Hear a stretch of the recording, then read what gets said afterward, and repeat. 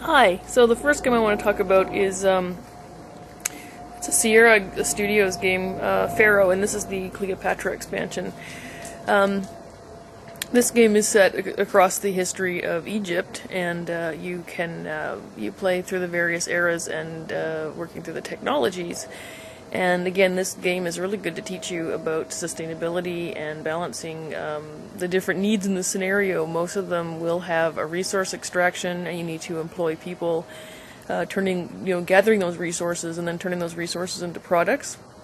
And then you need the social infrastructure of the architects to maintain the buildings, the police to maintain order, and the doctors and the healers, as well as the water delivery people. And then you also need a workforce to build your monuments, and so all of these are things that you have to balance in this historical context. And these are things you have to do. And then on top of that, you have military scenarios and different things to play, and balancing the demands of the gods who will actually, if you don't provide for that infrastructure as well.